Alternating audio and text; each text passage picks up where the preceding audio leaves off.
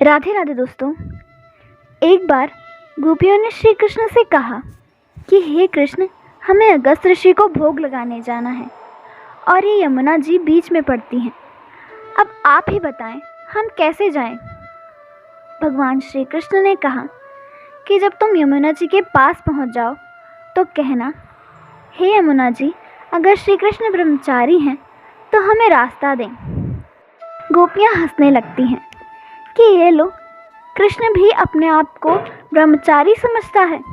सारा दिन तो हमारे पीछे पीछे घूमता रहता है, कभी हमारे वस्त्र चुराता है, कभी मटकियाँ फोड़ता है। खैर, फिर भी हम बोल देंगे।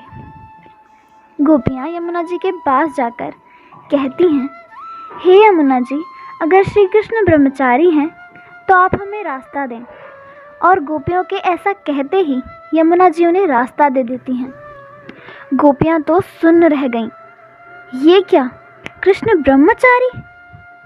अब गोपियाँ अगस्त ऋषि को भोग लगाकर वापस आने लगती हैं तो अगस्त ऋषि से कहती हैं, अब हम वापस घर कैसे जाएं? यमुना जी बीच में है। अगस्त ऋषि ने कहा कि तुम यमुना जी से कहना कि अगर अगस्त जी निराहार हैं तो हमें रास्ता दें। गोपियाँ मन ही मन में सोचने लगती हैं, अभी तो इतना सारा भोजन लाए सो सब गटक गए और अब अपने आप को निराहार बता रहे हैं। गोपियाँ यमुना जी के पास जाकर बोली, हे यमुना जी, अगर अगस्त ऋषि निराहार हैं तो हमें रास्ता दें। और यमुना जी उन्हें रास्ता दे देती हैं। गोपियाँ आश्चर्य करने लगी कि जो खाता है वह निराहार कैसे रह सकता है, और जो दिन रात हमारे पीछे पीछे फिरता है वह कृष्ण ब्रह्मचारी कैसे हो सकता है।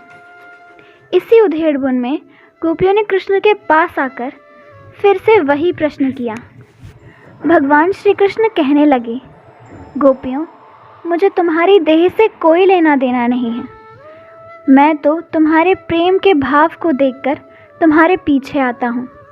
मैं तो निर्मोही हूँ, इसीलिए यमुना ने आपको मार्ग दिया।